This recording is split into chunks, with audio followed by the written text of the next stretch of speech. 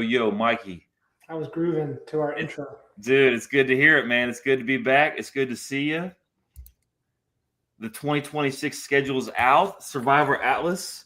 I already put my winning thing together. You got your path mapped out already. Yeah, it's already done. Dude. I'm selling it for $5. I'll pay it. I'll pay $5, dude. I'm selling it for 5 bones. But if I buy it, are you going to sell it to the next person too, or is it like open access? You get texted your passcode. You get a look inside. That is tempting. You know, a lot can change between now and the season, Mikey. So don't go ahead and lock that in yet. That's true.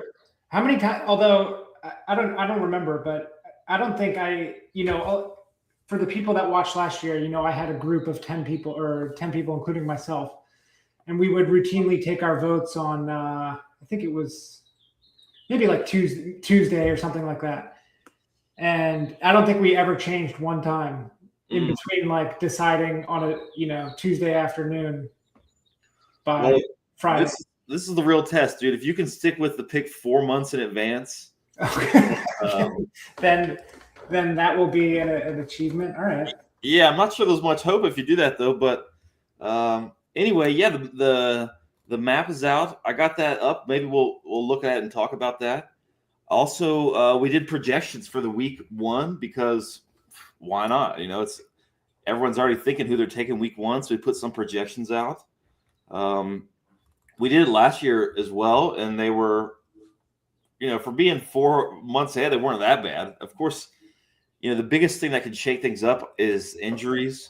It's not like there's not going to be like splashy transactions or one team looks so good or bad in preseason. That's not really a thing, right? Like we kind of know the strengths of these teams, what they'll look like going into week 1.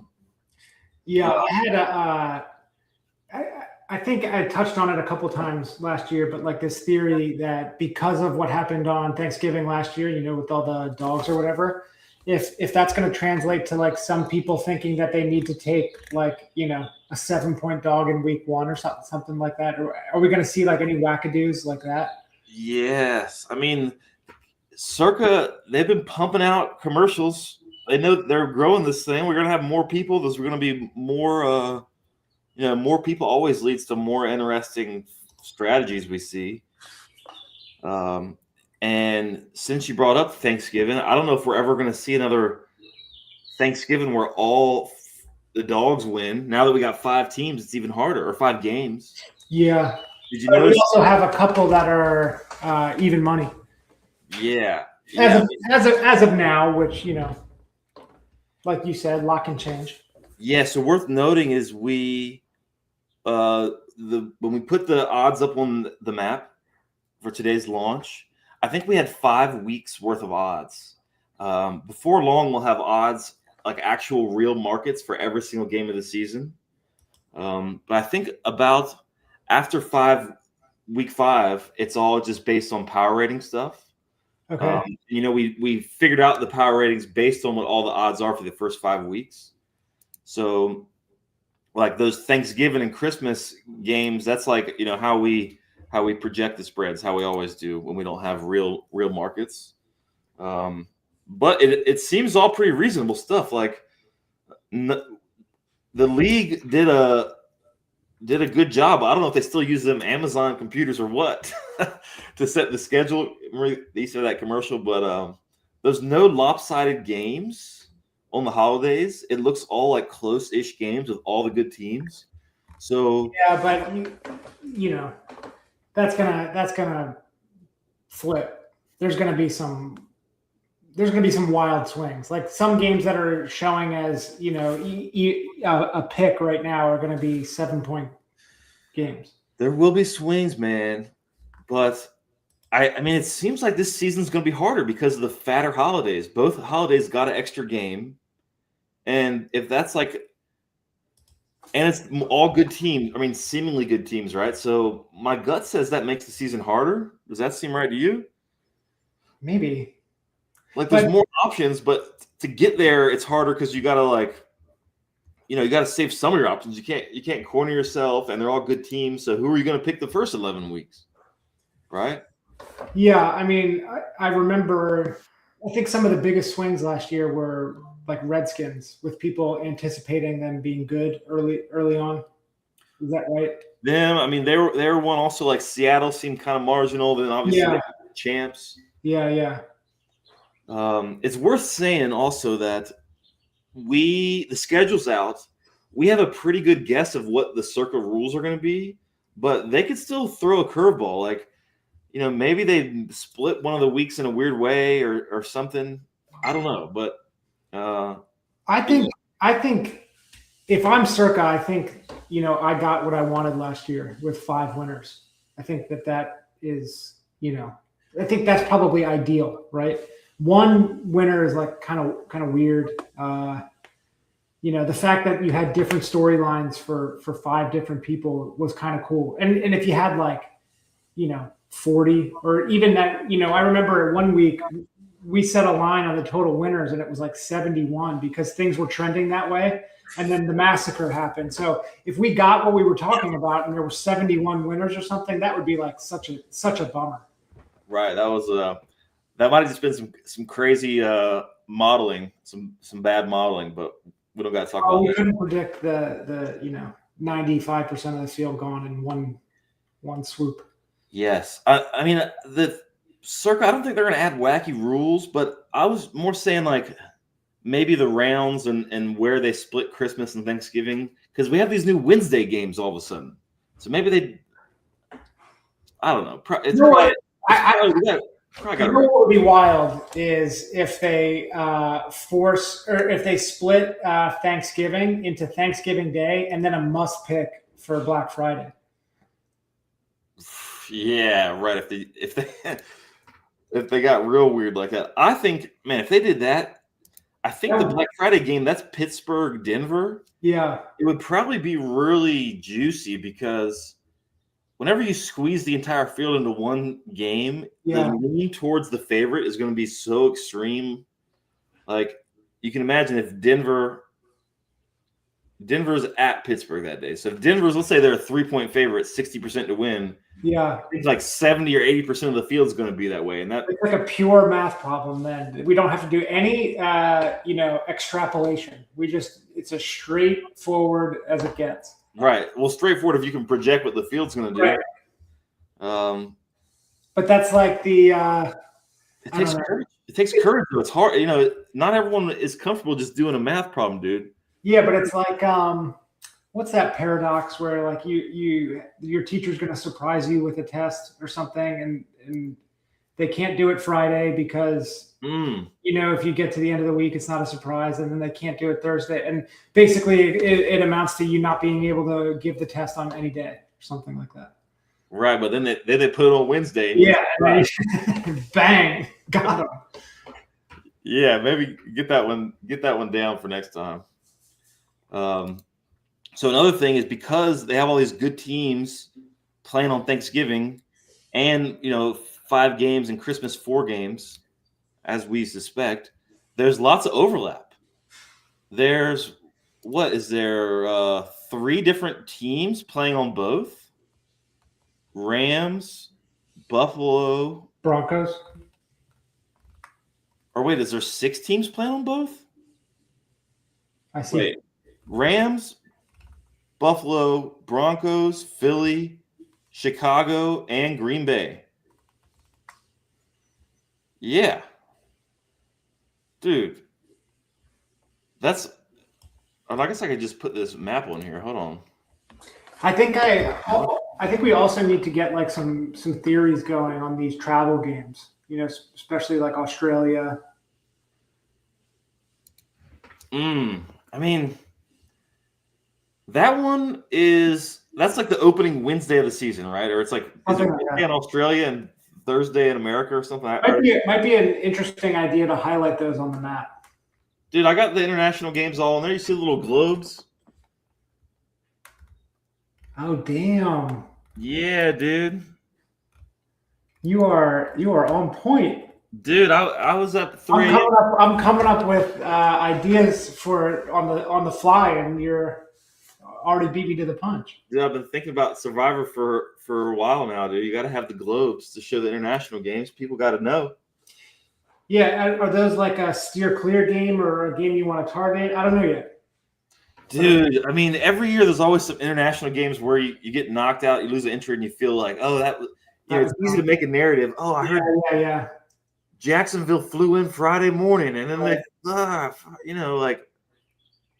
a good way to put it. There's like what you just said there makes a lot of sense to me. There's an easy way to assign a narrative to whatever you end up doing. Right. Like whatever happens in Australia, right. I know on the following Tuesday we're gonna be able to think of an explanation why that we got screwed or whatever. Yeah, and it's it's a 50-50 outcome, or like there's two outcomes, so like one of them's going to occur, and it's like you can spin up this whole story as to how that arrived.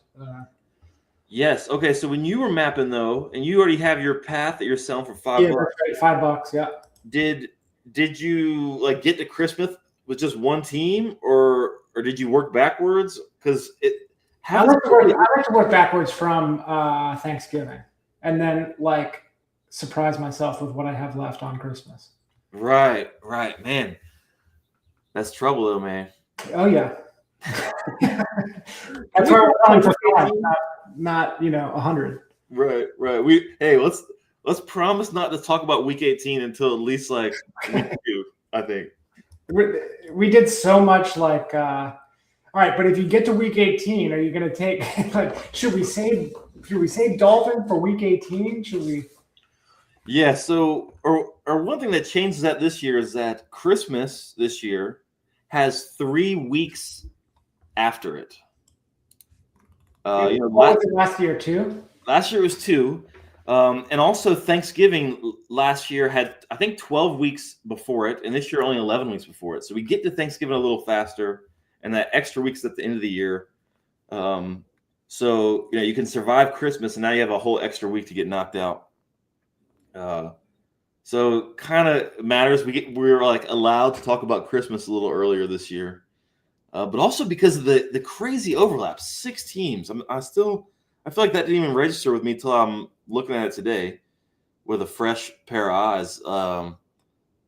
That's gonna really affects like week 1 through 11.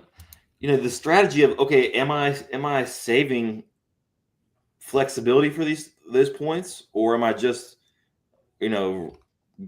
plowing through without saving them?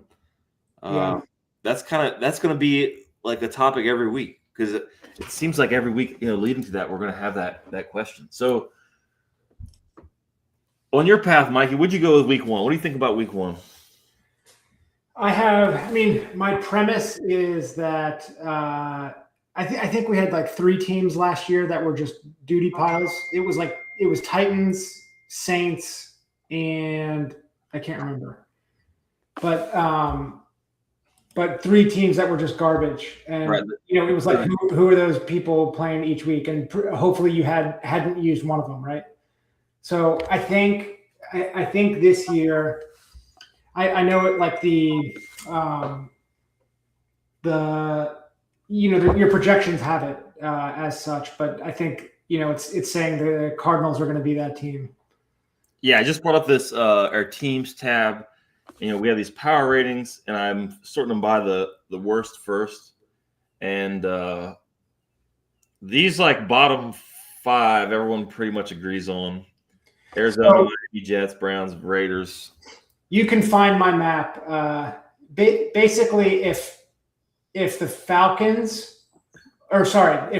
Cardinals are 1-7, I am out of the contest. Right. So keep that. How far you can make it just fading them. Basically. Oh, it's dangerous, man. They're all these teams. They find a way to win. That's true. It only takes one. Yes. Okay. So I haven't made a whole path yet like you, but I have thought about week 1 a little bit. And my first like sharp read of the year. Okay. If Chargers are really 11.5 point favorites against Arizona, and you're already thinking Arizona can't win a game, they're going to be clearly the most popular team. Chargers against Arizona week 1. Yeah. So Chargers immediately become I mean, depending on how big of a favorite they are against everyone else, maybe they're plus TV, maybe not week 1 alone. But getting them through week 1, they got a bunch of spots where is no one in the field going to have them like after week 2? Like just I have 4 of my first 8 weeks are fading Falcons. I keep saying Falcons are fading Cardinals. Right, and they're not going to like miraculously seem better for any reason until then. Like that dude they drafted, what's he going to do? Have a good preseason and they get 0.1 points better on the power ratings or something? They're not going to much upside. But hey, they could just win week 1 maybe, and then you're out, Mikey. That is how this contest works. Yeah, but okay, even like think about this, Mikey. Let's say the Chargers were 100% to beat Arizona. Let's say they were literally 100%. The odds said they were minus 100,000 to win. Not spread, but the money line, right? Yeah. Does that mean you're automatically taking them? Because if that's true, then everyone's going to use them up, trying to take the free square, and then you'll be the only person with them left. And then what is it, week 2 or week 11? They're like this huge weapon. We're the only one with them.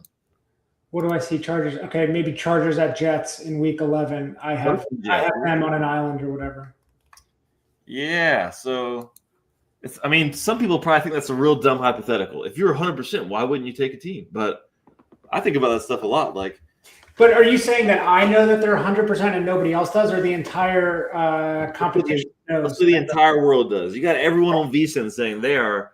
The betting line is so high this year. That you can get your bet in and they're going to forfeit, something like that. Yeah, let's say they have offensive linemen played in quarterback or something like that. They just okay. Like, obviously, we talk about this all the time, that people who want to survive versus people trying to create value. And if the team's a lock to survive, okay, we know that half of the contest is loving them. But it's that creating a weapon with a team where you get that scoop value by smuggling the Chargers through when no one else has them. When you get an island later and the contest is for $20 million and you have a legit chance of winning $20 million because you're the only one who kept the Chargers until maybe week 16 against Miami, or maybe week 18 they're a huge favorite because Denver is resting everyone. We know that any team can be a week 18 like huge favorite. It can happen because of all the weird stuff. So getting the island then, we know it's worth a lot. So whatever. Obviously, it's kind of weird hypothetical, but I'm already thinking about it just because week 1, dude, they're probably going to beat Arizona, but is it like smart? Is it like actually creating value for yourself, joining the crowd? Well, so if you do decide to go elsewhere week 1, then you're obviously dropping off some, but like how far down are you willing to go? There's the next tranche, but then after that it's somewhat. Tennessee hosting the Jets, man. I'm willing to go that low. Yeah, because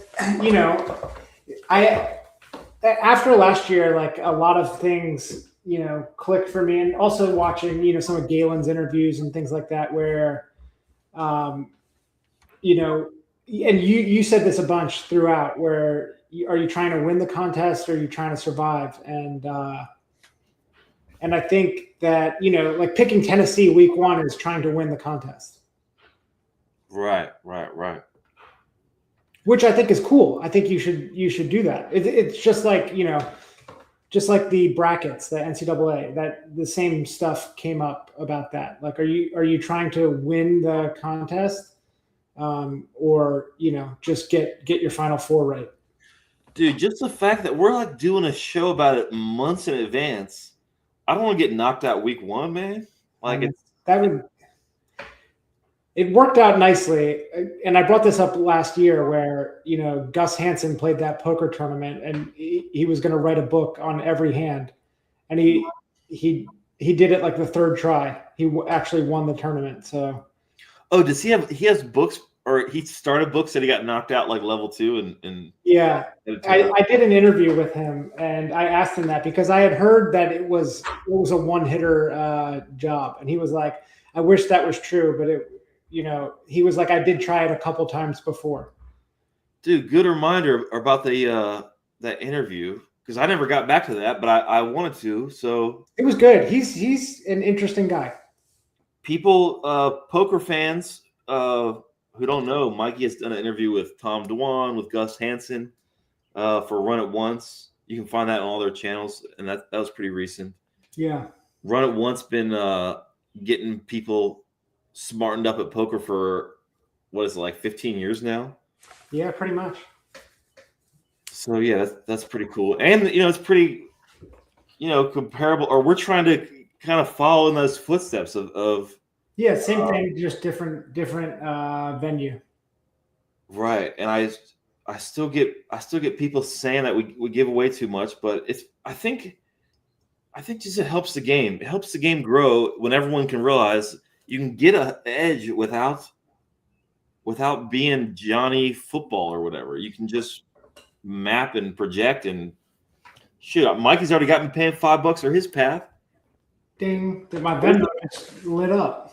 A lot of what Survivor Atlas offers, like you could intuit it on your own and try to do that, but it offers like a user-friendly way to help you visualize something that would otherwise take you an hour to do on your own. Yes, and like always, we got new stuff. We're building new tools. Yeah, like the globes. Say again? Like the globes. The globes? Yeah, for the international games. Oh, dude, that was last year. You just I spaced it. I missed that. I think, or maybe you were out by the time I added them. Yeah. No, hey, we got some cool stuff this year, like some kind of community focused stuff, some new features, and we're cutting some of the stuff that doesn't really work. Like, we're always kind of throw stuff at the wall every year, but we find out what people like, what people stare at, what people don't care about, and like kind of simplify it. And hopefully we have more content this year that explains everything and helps people connect the dots on all the value that Atlas presents. But I'm not going to announce any of the new features today.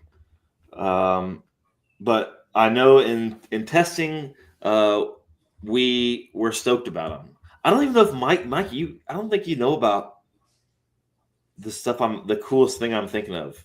I checked in like on 50% of the items that get sent in our group. Dude, you don't even know, Mikey. So you should get excited too. Not just the people out there. But hey, I'm satisfied by the globes. So anything above and beyond that is like icing. Right. Cool. Dude. You're easy. Yeah. So another big change this year, or another big thing for me personally, is I am proxying publicly for a small, limited number of people this year. So those who don't know, I've been a proxy agent for people since 2021. Starting with my family, and then added some other friends, and then some other friends, and people come and go. And I've always done this privately. And like Atlas started because I had all these tools, and it was like, okay, I can't really win Survivor every year. I should probably just share it with everyone, see what happens. Like, it probably would just make the things cooler if this was out there. And it kind of came true. Like, a lot of people love Atlas, and I'm really happy I put the time into polishing up and sharing with the world. And then this past year, I got on a winning ticket, Juicy Coochie, shout out Fernanda. And there was a bunch of business I got done, people swapping and all this stuff throughout the year. And I was able to do this because I have a network, and I could tap into all this stuff as the season went, because it's it's so fun to have a Survivor run, and like I was really trying to be on a winning entry, and just like how Survivor Atlas like grew from me creating stuff that helped me like get an edge. I wanted to take what I did last year and like give it life. So I found some other people interested in this, and we got some developers, designers all combined, and we launched PBJ Survivor. So if anyone is looking for a proxy and they're comfy with me being a proxy, please check out this website. I'm going to put it on the screen just for a second. Walk through the process, because I think that it's, you're coming at it from an angle of sophistication where, it's kind of like me when people ask me about poker, something, and it's like, it's hard for me to put myself in the shoes of somebody that is like, starting from learning the rules of the game. You know what I mean? So like, let's say somebody is like, they're interested in the NFL. They bet on games every now and then, and they're like, I want to enter the Survivor pool, or I want to enter Circa Survivor. Like, okay. Well, number one step is you have to come to Vegas. You have to bring your money to Vegas and sign up for the contest yourself. You can go to Circa. They have other casinos. Like, we're not doing this to help people play who aren't coming to Vegas. Like, it's really important for us that people come to Vegas, and there's like different proxy services. Some aren't me. I'm gonna show it right quick, or just this is PBJ Survivor, and the interface. I've had a lot of input on how it should be, like designing it how I think of this stuff, and there's different services. Gabe's white glove service. That's if you want Gabe, and I'm charging a direct commission because I think I can add value to people playing, and also free Atlas. Everything we do on Atlas this year is going to be free to people who are with me. Yeah. Which we're going to have a couple different things, but we still got to wait for Circa to see what the rules are and what they change. There was some talk about limiting the number of people on an entry, like swapping with 10 people. Maybe that's going overboard. And so we're gonna play. We got to be mindful of what Circa is trying to do with this contest. Number one, but really this is just PBJ Survivor. It's just like a foundation for to build stuff that's like not tools and analytics, but like operational Survivor. How do you execute? And there's a lot of things I've always imagined proxies should do, and I'm just going to be part of building what I think it should be. So yeah, the way it works, you sign up, you tell us when, or if you choose me as a proxy, I get in touch with you. You tell me when you're coming. Me or one of my people meet you at the casino. You pay us. We have a contract, and then we try to help you win as much as possible. It's about alignment. Like, that's why I want to have a piece of the entries I'm doing it for. And I'm not doing it for a lot of people. It's not like I'm trying to fill up my time proxying for people, but I think there's like a small group of people who do want this. And I'm excited about it because depending on how it goes, there's lots of potential there. And also I think it gives me a way to, or no promises on this, but it gives me a way to let people I don't know personally get pieces of my entry. But we're gonna wait and see how Circa wants to do it with their rules. So I'm not gonna make any promises right now. I just want to put it on people's radar that just like we created Survivor Atlas, we thought it was important to make something like this. That's so serves a different need. So, Mikey, I hope you sign up, dude. I don't know. You know, I'm into the white glove service. I like that. Mine, it's more for people who have lots of entries and want me on their team. The sophisticated player. Yeah, and that doesn't mean I'm helping you make picks like the first few months, but like once it gets deep and there's like some interesting stuff going on, I think I like bring value to people in like a special way. But well, clearly that's true. I mean, you know, let's look at the results. Yes, thank you, Mikey. And also though, like Tony from Last Man Standing, who has a show tonight. I can't wait to watch his show.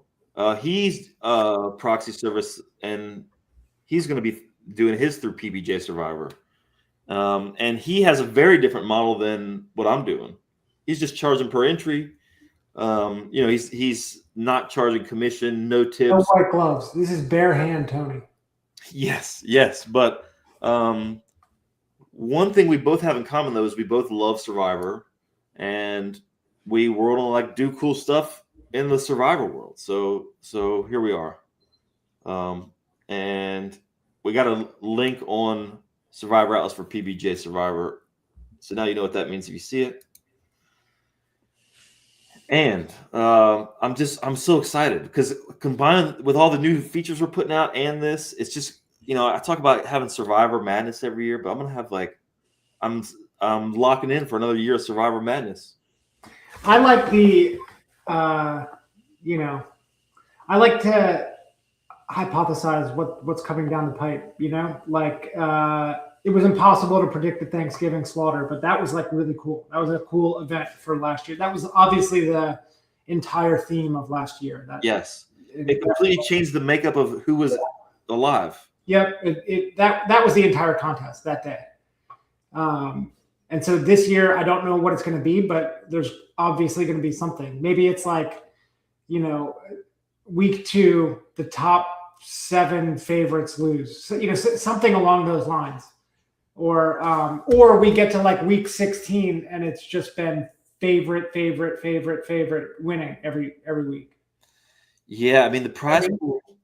I don't see us not getting to 20 million, and if it goes past 20 million, who knows how far it goes, right?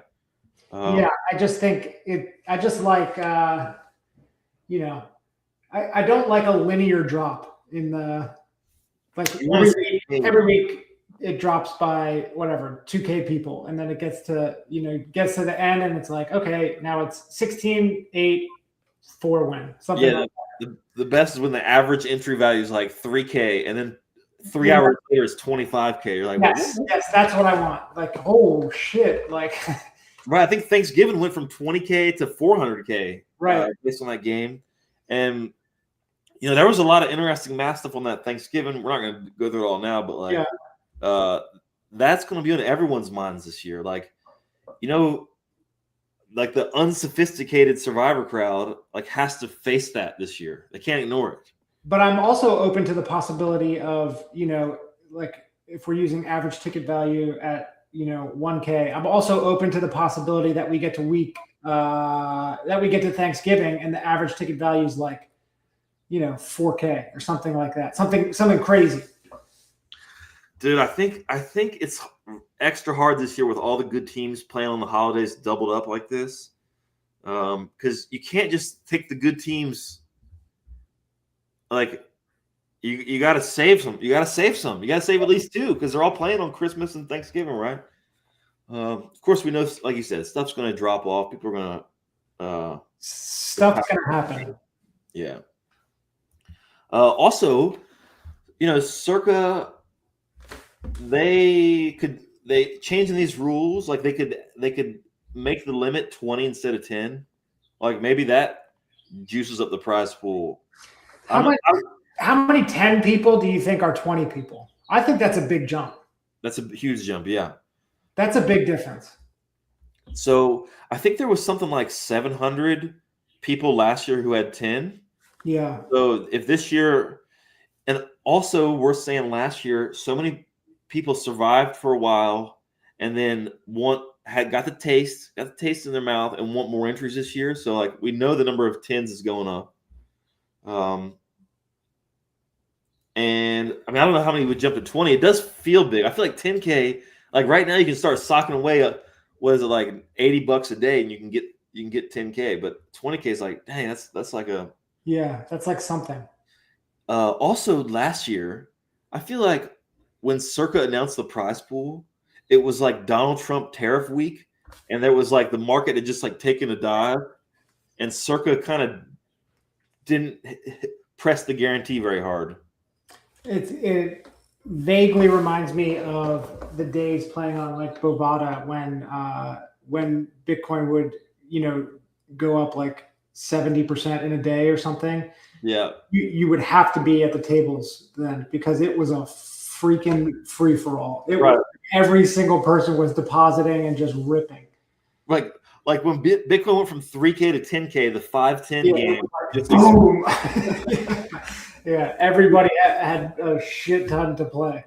The Satoshi era, the money maker Satoshi boom for online crypto sites. I could see that. So I mean, I would guess they probably don't raise the limit. 10 just feels comfy. It's like the World Series of Poker, 10K, and the people who only want to fire one bullet, they can do that, and they have a chance, right? Every entry. Like, obviously, it's nice to have multiple entries survive so you can kind of balance your stuff out later. But there's no, like having one entry against a bunch of people with 10 is fine. You can still find ways to get ahead. Although last year it was tough. Yeah, particularly because of the Thanksgiving, right? So also, maybe, hey, Circa, if you're listening and haven't put your rules together, why not throw in the wacky stuff like you had years ago, where if you save Seattle and bonus. Yeah, come on, Derek, talking about what's the guarantee? What's the guarantee? Throw a little extra for people who, if you get through both holidays and don't use like one of those like LA or whatever is on both. If you could get I wonder if you probably not, but if you could involve the teams, the NFL teams, where like the owner would contribute an additional $1 million to the prize pool if you don't use the Redskins or for a week or something like that. I mean, the owner of the team themselves, the owner of the Commanders, like what's his name, Josh Harris. Dude, if from what I can tell, like 20 of the owners are super cheapskates and they would never. Yeah, that's a fair point. Like that dude, Josh, whatever, he had a good player. I don't know how much you follow NBA, but he owns the 76ers, right? Yes, I do. And they traded, what's his name, Jared McCain. Yeah. And it was just to get below the salary limit threshold, yeah. So they don't have to pay the luxury. But the guy was good, and they sold him for peanuts, and they gave him to the champions, and now he's going to win a ring and be like their seventh man or whatever. And it was purely because the owner just wanted some more money. I also saw something, I can't remember who it was, but it was like it might have been Josh Harris, but it was like they came in with like a redesign of the locker room. And like one of the things was like the door, the entryway was like ended up being like 12,000, and he whatever it was, and he was like, we're not doing 12,000 for the door. He's like, go back, shop it. We're doing like 6,800 tops for the door, or something like that. So they had to like this contract was presumably for like, I don't know, probably like mid 8 figures or something like that. Right. And he was going like he was doing like line items and cutting from there. Dude, I guess that's how you get to become a billionaire. I guess. Dude, but if it was me, dude, how cool would a $20,000 door be? Yeah, dude. You'd be the opposite. Why are we only spending $12,000 on a door? Yeah, where are the coolest doors from? Yes. The bonus, I mean, they could bring back one of the bonuses. I don't know why they got rid of it. I know the last time they did one, no one won it. On a related note, did you know that I think Visa used to offer extra $5 million to a Triple Crown winner, and they say that is like impacting people's decision to not run in the Triple Crown? Whoa, say that again. Okay, Triple Crown horse racing. Okay, I thought you said Vison for a second. I know. I after I said it, I thought that's what you were going to think. So the credit card is paying $5 million to who? Credit card. They used to offer like an additional $5 million to if your horse wins the Kentucky Derby, or not Kentucky Derby, or the Triple Crown. And so, to the jockey or the owner? I don't know. Probably it has to be the owner. Jockey, who gives a shit? But next man. Owner's got all this horse money. He don't need it, but okay. Well, sometimes you get the story where it's chopped by like 15 people and they all put up, whatever. But yes, some are really wealthy. But the point is that they were offering an additional $5 million if your horse wins. And so if your horse wins, now it's like common if your horse wins the Kentucky Derby to not run the Preakness or the Belmont or whatever.